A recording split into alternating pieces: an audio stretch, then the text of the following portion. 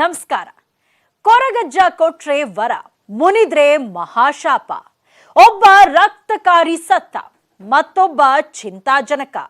ತಪ್ಪು ಕಾಣಿಕೆ ಒಪ್ಪಿಸಲು ಬಂದೋನು ಹೇಳಿದ್ದೆಂತಹ ಸತ್ಯ? ಇದುವೇ ಈ ಹೊತ್ತಿನ ವಿಶೇಷ ಕೊರಗಜ್ಜನ ಪವಾಡಗಳು. ಕೊರಗಜ್ಜ ಕೊಟ್ರೆ ವರ, ಮುನಿದರೆ ಮಹಾಶಾಪ.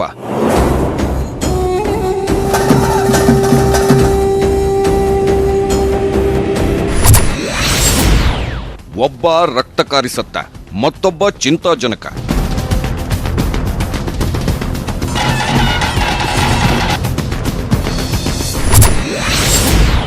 ತಪ್ಪು ಕಾಣಿಕೆ ಒಪ್ಪಿಸಲು ಬಂದೋನು ಹೇಳಿದ್ದಂತ ಸತ್ಯ.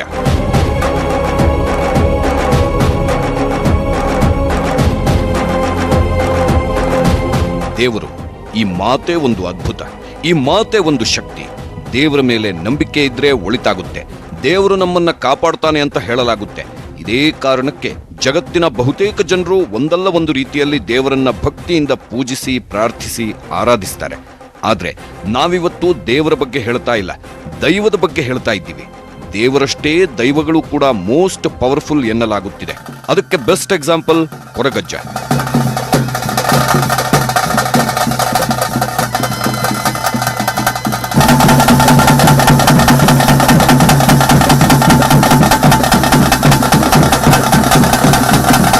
ಕೊರಗಜ್ಜ ಮಹಾನ್ ಪವಾಡ ಪುರುಷ, ಭಕ್ತರ ಪಾಲಿನ ನೆಚ್ಚಿನ ದೈವ. ಈತನ ಪವಾಡಗಳಿಗೆ ಭಕ್ತರ ಸಾಗರವೇ ಬೆಚ್ಚಿ ಬೀಳುತ್ತಿದೆ.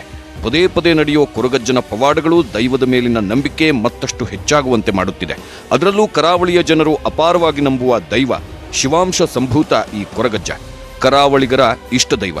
ಏನೇ ಕಷ್ಟ ಬರಲಿ, ಮನೆಯ ಸ್ವತ್ತು ಕಳ್ಳತನವಾಗಲಿ, ಮಕ್ಕಳಿಗೆ ಕಾಯಿಲೆ ಬಾಧಿಸಲಿ, ಕೊರಗಜ್ಜನಿಗೊಂದು ವೀಳ್ಯದೆಲೆಯ ಹರಕೆ ಹೊತ್ತರೆ ಸಾಕು, ಕ್ಷಣ ಮಾತ್ರದಲ್ಲಿ ಸಮಸ್ಯೆ ಬಗೆಹರಿಯುತ್ತೆ ಅನ್ನೋ ನಂಬಿಕೆ ಭಕ್ತರಲ್ಲಿ ಬಲವಾಗಿ ಬೇರೂರಿದೆ.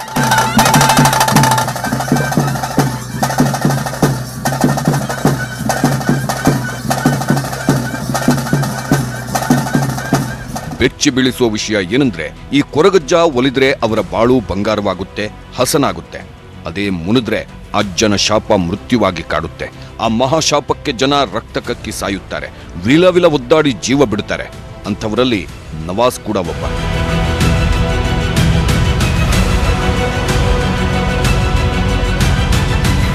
ಹಾಗಾದ್ರೆ ಕೊರಗಜ್ಜ ಯಾರು?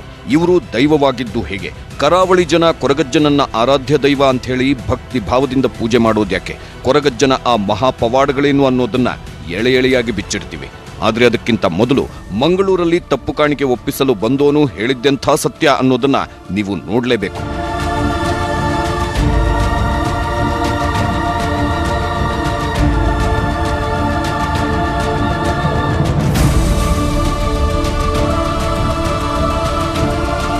ಹೀಗೆ ಮಾಸ್ಕ್ ತೊಟ್ಟು ಪೊಲೀಸ್ ಠಾಣೆಯಲ್ಲಿ ನಿಂತಿರೋ ಇವರಿಬ್ಬರನ್ನ ಸರಿಯಾಗಿ ನೋಡ್ಕೊಳ್ಳಿ. ಇವರಲ್ಲಿ ಬಿಳಿ ಟಿ ಶರ್ಟ್ ತೊಟ್ಟಿರೋನ ಹೆಸರು ಅಬ್ದುಲ್ ತೌಫೀಕ್, ಮತ್ತೊಬ್ಬ ಅಬ್ದುಲ್ ರಹೀಂ. ಈ ಇಬ್ಬರೂ ಕೊರಗಜ್ಜನ ಕಡುಕೋಪಕ್ಕೆ ಗುರಿಯಾಗಿದ್ರಂತೆ. ಉಗ್ರ ಶಾಪಕ್ಕೆ ಗುರಿಯಾಗಿ ವಿಲ ಒದ್ದಾಡುತ್ತಿದ್ರು. ಹೀಗಾಗಿ ಮಾಡಿದ ತಪ್ಪನ್ನ ಒಪ್ಕೊಂಡು ಕೊರಗಜ್ಜನ ಬಳಿ ಶರಣು ಎಂದು ಓಡೋಡಿ ಬಂದಿದ್ರು.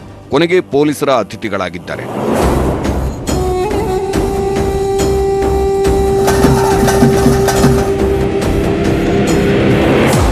ಅಷ್ಟಕ್ಕೂ ಯಾರು ಅಬ್ದುಲ್ ತೌಫೀಕ್ ಮತ್ತು ಅಬ್ದುಲ್ ರಹೀಂ ಇವರಿಬ್ಬರು ಮಾಡಿದ ತಪ್ಪೇನು, ಕೊರಗಜ್ಜನ ಶಾಪಕ್ಕೆ ತುತ್ತಾಗಿದ್ಯಾಕೆ ಅನ್ನೋದು ಗೊತ್ತಾಗಬೇಕು ಅಂದ್ರೆ ಕಳೆದ 1.5 ತಿಂಗಳ ಹಿಂದಿನಿಂದ ಮಂಗಳೂರಿನ ಸುತ್ತಮುತ್ತ ಕೊರಗಜ್ಜನ ಮಂದಿರಗಳಲ್ಲಿ ಏನಾಯ್ತು ಅನ್ನೋದನ್ನ ತಿಳ್ಕೋಬೇಕು.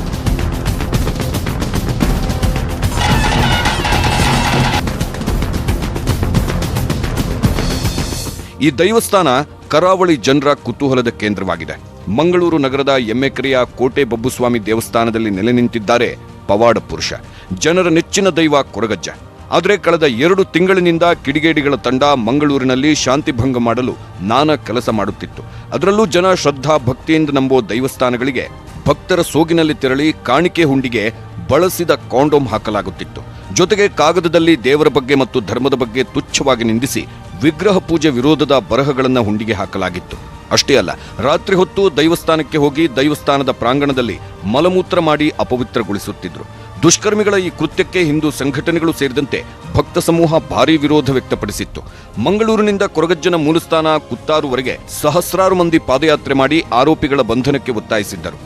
ಪೊಲೀಸರ ಮೇಲೆ ಒತ್ತಡ ಜಾಸ್ತಿ ಆಗ್ತಿದ್ದಂತೆ ಪೊಲೀಸರು ಪ್ರಕರಣದ ತನಿಖೆಗೆ ವಿವಿಧ ತಂಡಗಳನ್ನು ರಚಿಸಿದ್ದರು.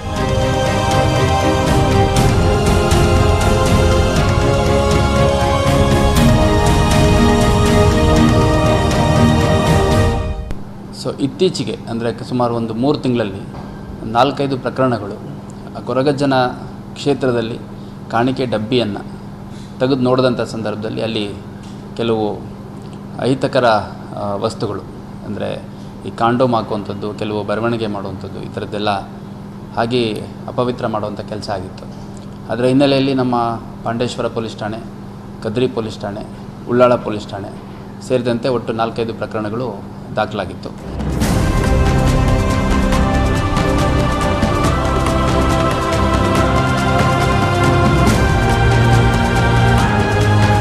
ಆದರೆ ಆರೋಪಿಗಳ ಪತ್ತೆಗಾಗಿ ಪೊಲೀಸರು ಹರಸಾಹಸ ಪಟ್ಟಿದ್ರು. ಯಾಕಂದ್ರೆ ದೇವಸ್ಥಾನಗಳ ಸಿಸಿ ಕ್ಯಾಮೆರಾ ಹಾಳಾಗಿತ್ತು. ಜೊತೆಗೆ ಕಿಡಿಗೇಡಿಗಳು ಭಕ್ತರ ಸೋಗಿನಲ್ಲಿ ಬಂದಿರೋದ್ರಿಂದ ಯಾರು ಕಿಡಿಗೇಡಿಗಳು ಅನ್ನೋದೇ ಅಸ್ಪಷ್ಟವಾಗಿತ್ತು. ಕಿಡಿಗೇಡಿಗಳ ಕುರಿತು ಮಾಹಿತಿ ಪತ್ತೆಯಾಗದೆ ಪೊಲೀಸರು ಸಿಕ್ಕಾಪಟ್ಟೆ ತಲೆಕೆಡಿಸಿಕೊಂಡಿದ್ರು. ಆದರೆ ಈಗ ಪೊಲೀಸರಿಗೆ ಆಶ್ಚರ್ಯವಾಗುವಂತಹ ಘಟನೆ ನಡೆದಿದೆ. ಆರೋಪಿಗಳು ತಾವೇ ಮುಂದೆ ಬಂದು ದೈವದ ಮುಂದೆ ಶರಣಾಗಿದ್ದಾರೆ. ಆ ಆರೋಪಿಗಳು ಇವರೇ ನೋಡಿ.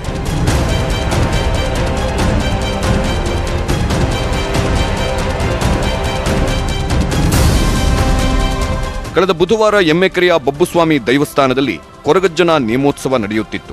ಇದೇ ವೇಳೆ ಸ್ಥಳಕ್ಕೆ ಬಂದ ಈ ಇಬ್ಬರು ಕಿಡಿಗೇಡಿಗಳು ದೈವದ ಮುಂದೆ ಶರಣಾಗಿದ್ದಾರೆ. ಮಾಡಿದ ಅನಾಚಾರದಿಂದ ಆಗುತ್ತಿರೋ ಆರೋಗ್ಯ ಸಮಸ್ಯೆಗಳಿಂದ ಮುಕ್ತಿ ನೀಡುವಂತ ಗೋಗರೆದಿದ್ದಾರೆ.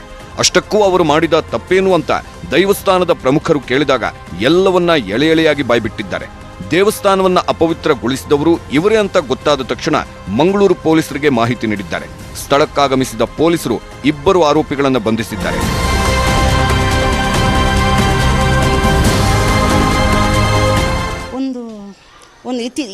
ಇವತ್ತಿನಿಂದ 1 ವಾರ ಮೊದಲು ಇಬ್ಬರು ಬಂದು ಏನು ಕೂಡುವುದಿಲ್ಲ, ಏನು ನಮಗೆ ತಪ್ಪು ಕಾಣಿಕೆ ಹಾಕಬೇಕು ಅಂತ ಹೇಳಿ ಬಂದರು. ಆವಾಗ ನಾವು ಹೇಳಿದ್ದೆ, ತಪ್ಪು ಕಾಣಿಕೆ ಏನಕ್ಕೆ ಅಂತ ಹೇಳಿದೆವು. ಕೋಳಿ ಒಂದು ಕೊಡಬೇಕಿಲ್ಲಿ, ಯಾವುದಕ್ಕೆ ಕೋಳಿ ಕೊಡೋದು, ಅಲ್ಲ ನಮಗೆ ಹುಷಾರಿಲ್ಲ, ಹಾಗೆ ತಪ್ಪು ಕಾಣಿಕೆ ಅಂತ ಕೊಡಲಿಕ್ಕೆ ಹೇಳಿದ್ದಾರೆ ಅಂತ ಹೇಳಿದರು. ಹಾಗೆಲ್ಲ ಆಗಲ್ಲ, ಈ ಮಂತಲ್ಲಿ 31ಗೆ ಕೋಲಾಗ್ತದೆ, ಆವಾಗ ನೀವು ಬನ್ನಿ, ಆವಾಗ ಏನು ನಿಮ್ಮ ಸಮಸ್ಯೆ ಎಲ್ಲ ಇದ್ದರೆ ಅಲ್ಲಿ ಪರಿಹರಿಸಬಹುದು ಅಂತ ಹೇಳಿದರು. ಆದರೂ ಅವನಿಗೆ ಅಲ್ಲ ನಾವು ಕೊಡ್ತೇವೆ, ನಾವು ಹಾಕಿ ಹೋಗ್ತೇವೆ ಎಲ್ಲ ಹೇಳಿದರು. ಆವಾಗ ನಾವು ಕೇಳಿದೆ, ಏನಕ್ಕೆ ನೀವು ಹಾಕೋದು, ಏನು ನಿಮ್ಮ ಸಮಸ್ಯೆ ಅಂತ ಹೇಳಿದ್ದಕ್ಕೆ ಅವನು ಹೇಳಿದ, ಹೀಗೆ ನಾನು ಮಂತ್ರವಾದಿ ಜೊತೆ ನಾನು 9 ದೇವಸ್ಥಾನಕ್ಕೆ ಹೋಗಿದ್ದೆ. ಬಂಧನಕ್ಕೆ ಒಳಗಾಗಿರೋ ಈ ಇಬ್ಬರ ಹೆಸರು ಅಬ್ದುಲ್ ರಹೀಂ ಮತ್ತು ಅಬ್ದುಲ್ ತೌಫಿಕ್. ಇವರಿಬ್ಬರೂ ಸಹ ಮಂಗಳೂರು ಹೊರವಲಯದ ಜೋಕಟ್ಟೆ ನಿವಾಸಿಗಳು. ಇವರಿಬ್ಬರು ಹಾಗೂ ಇವರ ಸ್ನೇಹಿತ ನವಾಜ್ ಸೇರಿ ಮಂಗಳೂರಿನ ದೈವಸ್ಥಾನಗಳ ಕಾಣಿಕೆ ಹುಂಡಿಗೆ ಇದೇ ರೀತಿ ಅಪಚಾರ ಎಸಗುತ್ತಿದ್ರು. ಈ ಬಗ್ಗೆ ಮಂಗಳೂರಿನ ಉಳ್ಳಾಲ, ಪಾಂಡೇಶ್ವರ, ಕದ್ರಿ ಠಾಣೆಯಲ್ಲಿ ಒಟ್ಟು 4 ಪ್ರಕರಣ ದಾಖಲಾಗಿತ್ತು. ಆದರೆ ತನಿಖೆ ನಡೆಸಿದ ಪೊಲೀಸರಿಗೆ ಆರೋಪಿಗಳ ಯಾವುದೇ ಸುಳಿವು ಸಿಕ್ಕಿರಲಿಲ್ಲ. ಆದರೆ ಇವರು ಮಾಡಿದ ತಪ್ಪಿಗೆ ಇದೀಗ ದೈವಗಳೇ ಶಿಕ್ಷೆ ನೀಡಿದೆ.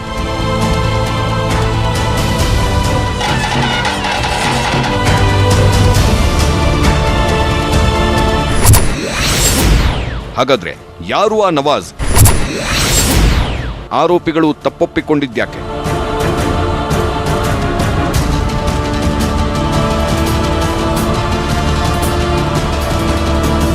ನವಾಜ್ ಮಂಗಳೂರಿನವನು. ಆದರೆ ಕೆಲ ವರ್ಷಗಳ ಕಾಲ ದುಬೈನಲ್ಲಿದ್ದು ಕಳೆದ 1.5 ವರ್ಷದ ಹಿಂದೆ ಮಂಗಳೂರಿಗೆ ವಾಪಸ್ಸಾಗಿದ್ದ. ಆನಂತರ ಈತ ತನ್ನನ್ನ ಮಂತ್ರವಾದಿ ಎಂಬಂತೆ ಬಿಂಬಿಸಿಕೊಂಡಿದ್ದ. ತನಗೆ ಮಾಟ ಮಂತ್ರ ಗೊತ್ತು, ಅದು ಗೊತ್ತು, ಇದು ಗೊತ್ತು ಅಂತ ಹೇಳಿ ಜಂಬ ಕೊಚ್ಕೊಂಡಿದ್ದನಂತೆ. ನವಾಜ್ ಏನಿದ್ದಾನೆ, ದುಬೈಯಿಂದ ಬಂದ ಮೇಲೆ ಸುಮಾರು ಜನಗಳ ಹತ್ರ ಎಲ್ಲ ನನಗೆ ಆ ದೇವರು ಕಾಣಿಸುತ್ತೆ, ಈ ದೇವರು ಬರುತ್ತೆ ನನ್ನ ಮೈ ಮೇಲೆ, ಆಮೇಲೆ ಈ ಪೂಜೆ ಮಾಡಿ, ಆಮೇಲೆ ಬೇರೆ ಬೇರೆ ದೇವಸ್ಥಾನಗಳು, ಸಪೋಸ್ ಯಾರೋ ಹಿಂದೂಗಳು ಬಂದರು ಅಂದರೆ ಇಂಥ ಕಡೆ ಹೋಗಿ, ಮುಸ್ಲಿಮ್ಸ್ ಬಂದರೆ ಅಂದರೆ ಇಂಥ ದರ್ಗಾಕ್ಕೆ ಹೋಗಿ, ಆಮೇಲೆ ನಿಮ್ಮದು ಕೂದಲು ತಂದುಕೊಡಿ, ನಿಮ್ಮದು ಇದು ಬ್ಲಡ್ ಸ್ಯಾಂಪಲ್ ಬೇಕಾಗುತ್ತೆ, ನನಗೆ 1-2 ಡ್ರಾಪ್ ರಕ್ತ ತಂದುಕೊಡಿ, ಈ ಥರ ಎಲ್ಲ ಸ್ವಲ್ಪ ಏನೇನೋ ಮಾಡ್ತಿದ್ದ ಅನ್ನೋಂಥದ್ದು ಹೇಳ್ತಾ ಇದ್ದಾರೆ. ಅದನ್ನೆಲ್ಲ ವೆರಿಫೈ ಮಾಡಬೇಕು. ಮೋಸ್ಟ್ಲಿ ನವಾಜ್ ಫ್ರೆಂಡ್ ಸರ್ಕಲ್ ಏನಿತ್ತು ಅಥವಾ ರಿಲೇಷನ್ಸ್ ಯಾರಿದ್ರು ಅವ್ರ ಹತ್ರ ಎಲ್ಲ ವೆರಿಫೈ ಮಾಡಿದ್ರೆ ಮೋಸ್ಟ್ಲಿ ಸ್ವಲ್ಪ ಬ್ರೇಕ್ ಥ್ರೂ ಸಿಗ್ಬೋದು. ಹೀಗೆ ಮಾಟ ಮಂತ್ರದ ಬಗ್ಗೆ ಮಾತಾಡ್ತಿದ್ದ ನವಾಜ್ ತನ್ನ ಸ್ನೇಹಿತರಾದ ಅಬ್ದುಲ್ ರಹೀಂ ಮತ್ತು ಅಬ್ದುಲ್ ತೌಫಿಕ್ ಜೊತೆಗೂಡಿ ಕೊರಗಜ್ಜನ ಹುಂಡಿಗಳಿಗೆ ಬಳಸಿದ ಕಾಂಡೋಮ್ ಮತ್ತು ಅವಹೇಳನಕಾರಿಯಾಗಿ ಬರೆದ ಪತ್ರಗಳನ್ನು ಹಾಕುತ್ತಿದ್ರು. ಉದ್ದೇಶ ಅಂದರೆ ನವಾಜು ಅವನ ಹತ್ರ ಯಾರು ಹೋಗ್ತಾರಲ್ಲ ಅವ್ರಿಗೆಲ್ಲ ಸ್ವಲ್ಪ ಮಾತಾಡ್ತಾ ಇದ್ದಂತೆ. ಅಂದರೆ ನೋಡಿ ಇಲ್ಲೆಲ್ಲ ಸ್ವಲ್ಪ ದೇವ್ರದ್ದೆಲ್ಲ ಪ್ರಭಾವ ಕಮ್ಮಿ ಆಗುತ್ತೆ, ಅಲ್ಲೆಲ್ಲ ಅಂತಿಂಥವಾದರೂ ದೇವ್ರು ಏನು ಮಾಡೋಕ್ಕಾಗಲ್ಲ, ಈ ಥರ ಎಲ್ಲ ಸ್ವಲ್ಪ ಮಾತಾಡ್ತಾ ಇದ್ದಂತೆ. ತುಂಬ ಒಂಥರ ಮಿಸ್ಟೀರಿಯಸ್ ಆಗಿ ಮಾತಾಡ್ತಾ ಇದ್ದಂತೆ. ರಕ್ತಕಾರಿ ಸತ್ತನಂತೆ ಕೃತ್ಯ ಎಸಗಿದ ನವಾಜ್ ಗೋಡೆಗೆ ತಲೆ ಚಚ್ಚಿಕೊಂಡು ಜೀವ ಬಿಟ್ಟಿದ್ದ.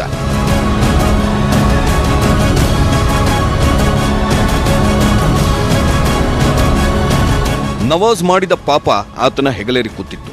ಕೊರಗಜ್ಜನ ಶಾಪ ಇನ್ನಿಲ್ಲದಂತೆ ಕಾಡುತ್ತಿತ್ತು. ಹೀಗಾಗಿ ನವಾಜ್ ಕೆಲ ತಿಂಗಳ ಹಿಂದೆಯಷ್ಟೇ ಭೀಕರವಾಗಿ ಸಾವನ್ನಪ್ಪಿದ್ದ. ರಕ್ತಕಾರಿ ಗೋಡೆಗೆ ತಲೆ ಚಚ್ಚಿಕೊಂಡು ಸಾವನ್ನಪ್ಪಿದ್ದ. ಸಾವಿಗೂ ಮುನ್ನ ಸ್ನೇಹಿತರಲ್ಲಿ ನನಗೆ ಕೊರಗಜ್ಜನ ಶಾಪವಿದೆ, ಗುಳಿಗನ ವಕ್ರದೃಷ್ಟಿ ನನ್ನ ಮೇಲಿದೆ, ನಾನಿನ್ನೂ ಉಳಿಯೋದಿಲ್ಲ, ದೈವಗಳು ನನ್ನನ್ನು ಹಿಂಬಾಲಿಸಿ ಬಂದಂತೆ ಭಾಸವಾಗುತ್ತಿದೆ, ಕನಸಿನಲ್ಲೂ ದೈವಗಳು ಬಂದು ಸಂಹಾರ ಮಾಡುವ ದೃಶ್ಯ ಬರುತ್ತಿದೆ, ನೀವು ದೇವಸ್ಥಾನಕ್ಕೆ ತೆರಳಿ ಪ್ರಾಯಶ್ಚಿತ್ತ ಮಾಡಿಕೊಳ್ಳಿ ಅಂತ ಹೇಳಿದ್ದ. ನವಾಜ್ ಸತ್ತು ಕೆಲ ತಿಂಗಳುಗಳೇ ಕಳೆದರೂ ಆರೋಪಿಗಳು ಕ್ಷಮಾಪಣೆಯ ಗೋಜಿಗೆ ಹೋಗಿರಲಿಲ್ಲ. ಆದರೆ ಆರೋಪಿಗಳ ಪೈಕಿ ತೌಫೀಕ್ಗೆ ನವಾಜ್ ರೀತಿಯೇ ಆರೋಗ್ಯ ಸಮಸ್ಯೆ ಕಾಡಿದ್ದರಿಂದ ಈಗ ದೇವಸ್ಥಾನಕ್ಕೆ ಬಂದು ಶರಣಾಗತಿಯಾಗಿದ್ದಾನೆ. ಈಗ ಅವನು ಮಂತ್ರವಾದಿ ಸತ್ತಿದ್ದಾನೆ. ಸತ್ತು ಈಗ ಇವನಿಗೆ ಎಫೆಕ್ಟ್ ಆಗಿದೆ ಅದರದ್ದು. ಏನು ಕೂಡಲ್ಲ, ಬ್ಲಡ್ ವಾಮಿಟಿಂಗ್ ಮಾಡಿದಂತೆ ಯೂರಿನ್ ಇನ್ಫೆಕ್ಷನ್ ಎಲ್ಲ ಇತ್ತು. ಹಾಗಾಗಿ ಇವನು ಭಯಪಟ್ಟು ಇವನು ಇಲ್ಲಿಗೆ ಬಂದಿದ್ದಾನೆ. ನಮ್ಮ ತಪ್ಪು ಕಾಣಿಗೆ ನಾವು ಬೇಡ ಅಂದೆವು. ದೈವ ಏನು ಹೇಳ್ತದೆ ಹಾಗೆ ಹೇಳಿ. ಅದಕ್ಕೆ ನಾವು ಹೇಳಿ ನೀನು ಯಾಕೆ ಹೋದದ್ದು ಅವರೊಟ್ಟಿಗೆ? ಇಲ್ಲ, ಅವನು ಕರೆದದ್ದು, ಹಾಗೆ ನಾನು ಹೋದದ್ದು ಹೇಳಿ. ನೋಡೋದು ಅವನು 1 ಮಂತಿನ ಮೊದಲು ಸತ್ತ. ಈಗ ಇವನಿಗೆ ಭಯ ಆಗಿ ಹಾಗಾಗಿ ಇಲ್ಲಿ ತಪ್ಪು ಕಾಣಿಕೆ ಹಾಕಲಿಕ್ಕೆ ಬಂದದ್ದು. ಆವಾಗ ನಾವು ಬೇಡ ಹೇಳಿದ್ದಕ್ಕೆ ಅವರು ದೈವ ಹತ್ರ ಕೇಳಿ ಅಂತ ಹೇಳಿದ್ದಕ್ಕೆ ನಿನ್ನೆ ಬಂದರು ಅವರು. ನಿನ್ನೆ ಅರೆಸ್ಟ್ ಮಾಡಿದ್ದಾರೆ ಸರ್. ಹೌದು, ಮೃತಪಟ್ಟ ನವಾಜ್ ತನ್ನನ್ನು ತಾನು ಮಂತ್ರವಾದಿ ಎಂಬಂತೆ ಬಿಂಬಿಸಿಕೊಂಡಿದ್ದ. ಆದರೆ ಈ ಕೃತ್ಯ ಎಸಗಿದ ಬಳಿಕ ಅನಾರೋಗ್ಯಕ್ಕೆ ತುತ್ತಾಗಿದ್ದ. ರಕ್ತವಾಂತಿ, ಭೇದಿಯಿಂದ ಕಂಗೆಟ್ಟಿದ್ದ. ಈ ಸಂದರ್ಭ ತಾನು ಕಾರುಣಿಕ ದೈವ ಕೊರಗಜ್ಜನ ಶಾಪಕ್ಕೆ ಗುರಿಯಾಗಿರುವ ಬಗ್ಗೆ ಇವರಲ್ಲಿ ಹೇಳ್ಕೊಂಡಿದ್ದ. ಇದಾದ ಕೆಲ ತಿಂಗಳ ಹಿಂದೆಯಷ್ಟೇ ರಕ್ತಕಾರಿ ಸತ್ತಿದ್ದ. ನವಾಜ್ ಸಾವನ್ನಪ್ಪಿದ ಬಳಿಕ ತೌಫೀಕ್ಗೂ ಇದೇ ರೀತಿ ಅನಾರೋಗ್ಯ ಕಾಡಿತ್ತು. ಇದರಿಂದ ಕಂಗೆಟ್ಟ ತೌಫೀಕ್ ಮತ್ತು ರಹೀಂ ಚಾಮುಂಡಿ ದೈವದಲ್ಲಿ ಪ್ರಶ್ನೆ ಕೇಳಿದ್ದರು. ಈ ಸಂದರ್ಭ ಎಮ್ಮೆಕೆರೆ ಕೋಟೆಯ ಬಬ್ಬುಸ್ವಾಮಿ ದೇವಸ್ಥಾನಕ್ಕೆ ಹೋಗುವಂತೆ ತಿಳಿಸಲಾಗಿತ್ತು. ಅದರಂತೆ ತಾವು ಕೃತ್ಯ ಎಸಗಿದ್ದ ಕೋಟೆದ ಬಬ್ಬುಸ್ವಾಮಿ ದೇವಸ್ಥಾನಕ್ಕೆ ಬಂದು ಕೊರಗಜ್ಜನ ಮುಂದೆಯೇ ತಪ್ಪು ಕಾಣಿಕೆ ಹಾಕಲು ಬಂದಾಗ ಈ ಕೃತ್ಯ ಬೆಳಕಿಗೆ ಬಂದಿದೆ. ಹಾಗಾದ್ರೆ ಕೊರಗಜ್ಜ ಯಾರು? ಆತನ ಪವಾಡಗಳೇನು? ಕೊರಗಜ್ಜ ಎಷ್ಟು ಪವರ್ಫುಲ್? ಈ ಕುರಿತ ರಿಪೋರ್ಟ್ ನಿಮ್ಮ ಮುಂದಿಡ್ತೀವಿ ಚಿಕ್ಕ ಬ್ರೇಕ್ ಆದ್ಮೇಲೆ.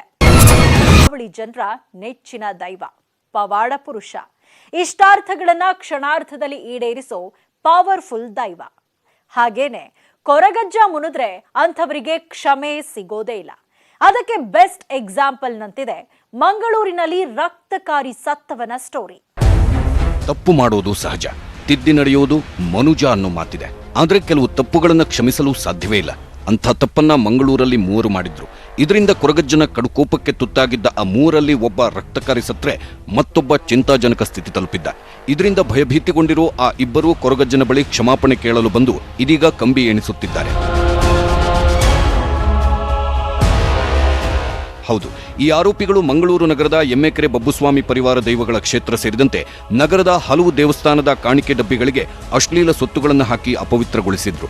ಕಿಡಿಗೇಡಿಗಳು ಗಲಭೆ ಸೃಷ್ಟಿಸಿ ಶಾಂತಿ ಕದಡುವ ಉದ್ದೇಶದಿಂದ ಈ ಕೃತ್ಯವೆಸಗಿದ್ದರು. 1 ತಿಂಗಳ ಹಿಂದೆ ಕಾಣಿಕೆ ಡಬ್ಬಿ ತೆರೆದು ನೋಡುವಾಗ ಈ ಕೃತ್ಯ ಬಯಲಿಗೆ ಬಂದಿತ್ತು. ಈ ಬಗ್ಗೆ ಹಲವು ದೈವಸ್ಥಾನಗಳ ಆಡಳಿತ ಮಂಡಳಿ ಪೊಲೀಸ್ ಠಾಣೆಗಳಿಗೆ ದೂರು ಕೂಡ ನೀಡಿತ್ತು. ಆದರೆ ಆ ಆರೋಪಿಗಳನ್ನು ಪೊಲೀಸರು ಪತ್ತೆ ಹಚ್ಚೋಕ್ಕೂ ಮೊದಲೇ ನವಾಜ್ ಅನ್ನೋ ವ್ಯಕ್ತಿ ರಕ್ತಕಾರಿ ಸತ್ತು ಹೋಗಿದ್ದ. ಇದರಿಂದ ಕಂಗೆಟ್ಟ ತೌಫೀಕ್ ಮತ್ತು ರಹೀಂ ಚಾಮುಂಡಿ ದೈವದಲ್ಲಿ ಪ್ರಶ್ನೆ ಕೇಳಿದ್ದರು. ಈ ಸಂದರ್ಭ ಎಮ್ಮೆಕೆರೆ ಕೋಟೆಯ ಬಬ್ಬುಸ್ವಾಮಿ ದೇವಸ್ಥಾನಕ್ಕೆ ಹೋಗುವಂತೆ ತಿಳಿಸಲಾಗಿತ್ತಂತೆ.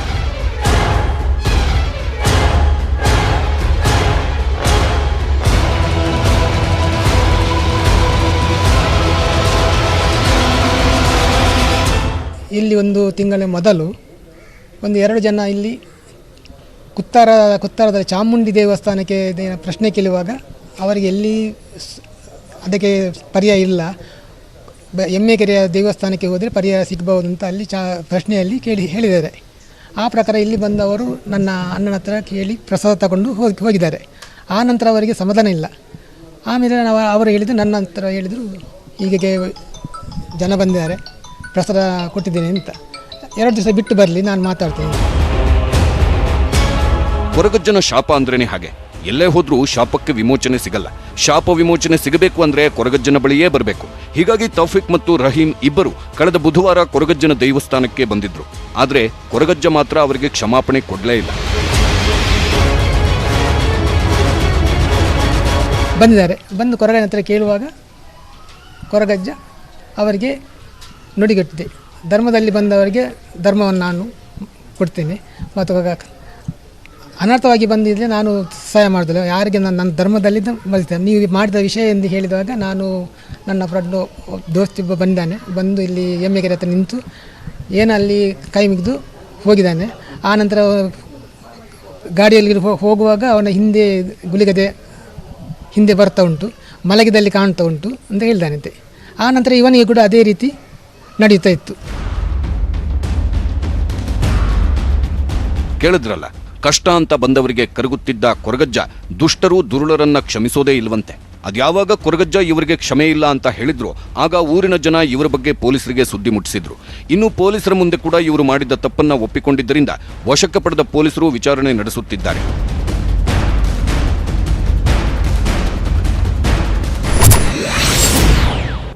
ಅಷ್ಟಕ್ಕೂ ಯಾರು ಈ ಕೊರಗಜ್ಜ?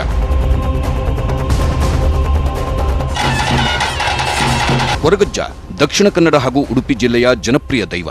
ಬೆಲೆ ಬಾಳುವ ವಸ್ತು ಕಳೆದು ಹೋದರೆ, ಆರೋಗ್ಯ ಸಮಸ್ಯೆ ಬಂದರೆ ಮೊದಲು ಹರಕೆ ಹೊತ್ತುಕೊಳ್ಳುವುದು ಕೊರಗಜ್ಜನಿಗೆ. ಹಲವೆಡೆ ಹರಕೆ ಈಡೇರಿದ್ದೂ ಇದೆ. ಕೊರಗಜ್ಜನ ಮೂಲಸ್ಥಾನ ಮಂಗಳೂರು ಸಮೀಪದ ಕುತ್ತಾರು. ಇನ್ನು ಕೊರಗಜ್ಜನ ಹಿನ್ನೆಲೆಯನ್ನ ಕೆದಕಿ ನೋಡಿದ್ರೆ, ಸಾವಿರಾರು ವರ್ಷಗಳ ಹಿಂದೆ ಪಣಂಬೂರಿನ ಓಡಿ ಮತ್ತು ಅಚ್ಚು ಮೈರೇದಿ ಅನ್ನೋ ಕೊರಗ ಸಮುದಾಯದ ದಂಪತಿಗಳಿಗೆ ಒಂದು ಗಂಡು ಮಗು ಹುಟ್ಟುತ್ತೆ. ಆ ಮಗುವಿಗೆ ತನಿಯ ಅನ್ನೋ ಹೆಸರಿಡಲಾಗಿತ್ತು. ಆ ತನಿಯನೇ ಈ ಕೊರಗಜ್ಜ ಎನ್ನಲಾಗುತ್ತೆ. ಇಂಟ್ರೆಸ್ಟಿಂಗ್ ವಿಷಯ ಏನಂದ್ರೆ, ಕೊರಗಜ್ಜ ಹುಟ್ಟಿದ 30 ದಿನದಲ್ಲೇ ಕೊರಗಜ್ಜನ ತಂದೆ ತಾಯಿ ಸಾವನ್ನಪ್ಪಿರುತ್ತಾರೆ. ಅನಂತರ ಅನಾಥ ಮಗು ಕೊರಗ ತನಿಯನನ್ನ ಒಬ್ಬ ಸೇಂದಿ ಮಾರುವ ಹೆಂಗಸು ಸಾಕುತ್ತಾಳೆ. ಆದರೆ ತನಿಯ ತನ್ನ ಪವಾಡಗಳಿಂದ ಮುಂದೆ ಪ್ರಸಿದ್ಧಿಯನ್ನ ಪಡ್ಕೊಂಡಿದ್ದ. ಈತ ಮುಂದೆ ತನ್ನ ನೆಲದ ಜನರನ್ನ ಕಾಯುವ ಭರವಸೆ ನೀಡಿದ್ದ. ಅದಕ್ಕೆ ಪ್ರತಿಯಾಗಿ ಇಲ್ಲಿನ ಜನರು 7 ಕಲ್ಲುಗಳಲ್ಲಿ ಕೊರಗಜ್ಜನನ್ನ ಪೂಜಿಸತೊಡಗಿದ್ರು ಎನ್ನಲಾಗುತ್ತೆ.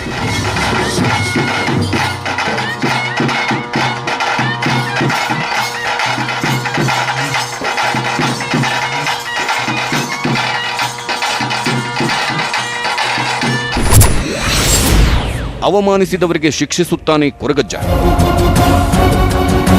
ಉಡುಪಿ ಜಿಲ್ಲೆಯ ಕಟಪಾಡಿಯ ಬಬ್ಬುಸ್ವಾಮಿ ದೈವಸ್ಥಾನದಲ್ಲಿ ಕೊರಗಜ್ಜನ ಆರಾಧನೆ ನಡೆಯುತ್ತೆ. 2018ರಲ್ಲೂ ಕೆಲ ಯುವಕರು ಇಲ್ಲಿಯ ಕಾಣಿಕೆ ಹುಂಡಿಯ ಹಣಕದ್ದು ಮೂತ್ರ ವಿಸರ್ಜಿಸಿ ಅದೇ ಹುಂಡಿಗೆ ಕಾಂಡೋಮ್ ಹಾಕಿದ್ರು. ಈ ಘಟನೆ ನಡೆದು ಕೆಲವೇ ದಿನಗಳಲ್ಲಿ ಅವರಲ್ಲಿ ಒಬ್ಬನಿಗೆ ಕಿಡ್ನಿ ಸಂಬಂಧಿ ಕಾಯಿಲೆ ಬಾಧಿಸಿದ್ರೆ, ಮತ್ತೊಬ್ಬನಿಗೆ ಸೊಂಟದ ಕೆಳಗೆ 2 ಕಾಲು ಬಲಹೀನವಾಗಿದ್ವು. ತಜ್ಞರನ್ನ ಕಂಡು ಪರೀಕ್ಷಿಸಿದರೂ ಪ್ರಯೋಜನವಾಗದೆ ಜ್ಯೋತಿಷ್ಯ ಬಳಿ ಕೇಳಿದಾಗ ಅಚ್ಚರಿ ಎಂಬಂತೆ ಕೊರಗಜ್ಜನ ಕ್ಷಮೆ ಕೇಳುವಂತೆ ಸೂಚಿಸಿದ್ರು. ಹೀಗಾಗಿ ಅವರು ಈ ಕ್ಷೇತ್ರಕ್ಕೆ ಕುಟುಂಬ ಸಮೇತರಾಗಿ ಬಂದು ಕೊರಗಜ್ಜನ ಮುಂದೆ ಕ್ಷಮೆಯಾಚಿಸಿದ್ರು. ಈ ವಿಷಯ ಆಗ ಸಾಮಾಜಿಕ ಜಾಲತಾಣಗಳಲ್ಲಿ ವೈರಲ್ ಆಗಿತ್ತು. ಫೇಸ್ಬುಕ್ನಲ್ಲಿ ಕೊರಗಜ್ಜನನ್ನ ನಿಂದಿಸಿ ಬರೆದ ವಿಚಾರವಾದಿಯೊಬ್ಬರಿಗೂ ಸಮಸ್ಯೆ ತಲೆದೋರಿ ಅವರು ಕೊರಗಜ್ಜನಲ್ಲಿ ಕ್ಷಮೆ ಕೇಳಿದ್ರು. ಇಂದಿಗೂ ಕೂಡ ಕುತ್ತಾರಿನಲ್ಲಿ ಕೋಲ ಹಾಗೂ ಪಗಲು ಸೇವೆಗಳನ್ನ ಕತ್ತಲಿನಲ್ಲಿಯೇ ಮಾಡಲಾಗುತ್ತೆ. ಕೊರಗಜ್ಜ ಭೂತದ ಪಾತ್ರೆಯು ಅನೇಕ ನಿಯಮಗಳನ್ನು ಪಾಲಿಸಬೇಕಾಗುತ್ತದೆ. ಶ್ರದ್ಧೆ ಭಕ್ತಿಯಿಂದ ನಂಬಿದವರಿಗೆ ಅಜ್ಜನ ಆಶೀರ್ವಾದ ಸದಾ ಇರುತ್ತೆ. ಕೊರಗಜ್ಜನ ಪವಾಡಗಳಂತೆಯೇ ಕರಾವಳಿಯಲ್ಲಿ ಸಾಕಷ್ಟು ದೈವಗಳಿವೆ. ಹಾಗಾದ್ರೆ ಎಷ್ಟು ದೈವಗಳಿವೆ? ದೈವಗಳನ್ನ ಆರಾಧಿಸಿ ನಿಷ್ಠೆಯಿಂದ ನಡ್ಕೊಂಡ್ರೆ ಇಷ್ಟಾರ್ಥಗಳು ಸಿದ್ಧಿಸುತ್ತವ? ಆ ಇಂಟ್ರೆಸ್ಟಿಂಗ್ ರಿಪೋರ್ಟ್ ತೋರಿಸ್ತೀವಿ. ಆದ್ರೆ ಅದಕ್ಕಿಂತ ಮುಂಚೆ ಚಿಕ್ಕ ಬ್ರೇಕ್. ಈ ದೈವದ ಆರಾಧನೆ ನಿಜಕ್ಕೂ ಡಿಫ್ರೆಂಟ್. ಹಾಗಾದ್ರೆ ಕೊರಗಜ್ಜನ ಆರಾಧನೆ ಹೇಗೆ ನಡೆಯುತ್ತೆ? ಕರಾವಳಿಯಲ್ಲಿ ಎಷ್ಟು ದೈವಗಳಿವೆ ಗೊತ್ತಾ? ಎಲ್ಲಿದೆ ನೋಡಿ ಕಂಪ್ಲೀಟ್ ರಿಪೋರ್ಟ್. ಭೂತಾರಾಧನೆಗೆ ಹೆಚ್ಚಿನ ಮಹತ್ವ ನೀಡೋ ತುಳುನಾಡಿನಲ್ಲಿ 400ಕ್ಕೂ ಹೆಚ್ಚು ದೈವಗಳ ಆರಾಧನೆ ನಡೆಯುತ್ತೆ. ಹೆಚ್ಚಾಗಿ ಉತ್ತರ ಕೇರಳ ಹಾಗೂ ದಕ್ಷಿಣ ಕನ್ನಡ ಜಿಲ್ಲೆಯಲ್ಲಿ ಈ ಆರಾಧನೆಗೆ ಪ್ರಾಮುಖ್ಯತೆ ಇದೆ. ಶೈವಾಂಶ, ವೈಷ್ಣವಾಂಶ ಹಾಗೂ ಭಗವತಿ ಅಂಶಗಳ ದೈವಗಳು ಇಲ್ಲಿ ಪೂಜಿಸಲ್ಪಡುತ್ತವೆ. ಒಂದೊಂದು ದೈವಗಳಿಗೂ ಒಂದೊಂದು ವಿಶೇಷತೆ ಇದೆ. ಅವುಗಳಲ್ಲಿ ವಿಷ್ಣುಮೂರ್ತಿ ದೈವವು ಒಂದಾಗಿದ್ದು, ದುಷ್ಟರ ಸಂಹರಿಸಿದ ಬಳಿಕ ತನ್ನ ಮೈಶುದ್ಧಿಗಾಗಿ ಅಗ್ನಿಸ್ನಾನ ಮಾಡುವ ಈ ಭೂತಾರಾಧನೆ ಎನ್ನುವುದನ್ನ ಅಲ್ಲಲ್ಲಿ ಕಾಣಬಹುದು. ಇಲ್ಲಿಯ ಜನ ದೇವರ ಜೊತೆಗೆ ದೈವಗಳನ್ನೂ ಶ್ರದ್ಧಾ ಭಕ್ತಿಯಿಂದ ಪೂಜಿಸುತ್ತಾರೆ. ಪ್ರತಿಯೊಂದು ಜಾತಿ ಸಮಾಜವು ಒಂದಲ್ಲ ಒಂದು ಭೂತದ ಆರಾಧಕರೇ ಆಗಿರುವುದು ಇಲ್ಲಿನ ವಿಶೇಷ.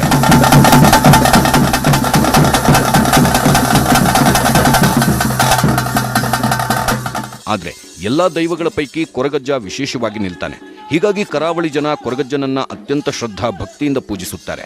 ಅಜ್ಜನಿಗೆ ನೀಡೋ ಪಗೆಲು ಸೇವೆ ಮತ್ತು ಕೋಲದಲ್ಲಿ ಹುರುಳಿ, ಬಸಳೆ, ಮೀನು, ಕೋಳಿ, ಉಪ್ಪಿನಕಾಯಿ, ಚಕ್ಕಲಿ, ಸೇಂದಿ, ಮದ್ಯ ಮತ್ತು ತಾಂಬೂಲವನ್ನ ಅಜ್ಜನಿಗೆ ಬಡಿಸಲಾಗುತ್ತೆ. ಕೊರಗತನಿಯ ಪಾತ್ರೆಗಳು ಮೈಗೆಲ್ಲ ಕಪ್ಪು ಬಣ್ಣ ಬಳ್ಕೊಂಡು ಸೊಂಟಕ್ಕೆ ಕವಚ, ಗೆಜ್ಜೆಯ ಸಮೇತ ಕಟ್ಟಿರುತ್ತಾರೆ. ಜೊತೆಗೆ ಕೈಯಲ್ಲೊಂದು ಬೆತ್ತವನ್ನು ಹಿಡಿದು ಆವೇಶದಿಂದ ಕುಣಿಯುತ್ತಾರೆ. ನಂತರ ಭಕ್ತರಿಗೆ ನುಡಿ ಕೊಡುತ್ತಾರೆ. ಆ ನುಡಿಯನ್ನ ಸಾಕ್ಷಾತ್ ಕೊರಗಜ್ಜನೇ ಕೊಡುತ್ತಾನೆ ಅಂತ ಭಕ್ತರು ನಂಬುತ್ತಾರೆ. ಅಷ್ಟೇ ಅಲ್ಲ, ಪಾತ್ರೆ ನುಡಿಯೋ ಭವಿಷ್ಯ ಕೂಡ ನಿಜವಾಗುತ್ತೆ ಅಂತ ಹೇಳಲಾಗುತ್ತೆ. ಹೀಗಾಗಿ ಕೊರಗಜ್ಜನ ಭಕ್ತರ ಸಂಖ್ಯೆ ಕೂಡ ದಿನದಿಂದ ದಿನಕ್ಕೆ ಹೆಚ್ಚಾಗ್ತಾನೇ ಇದೆ.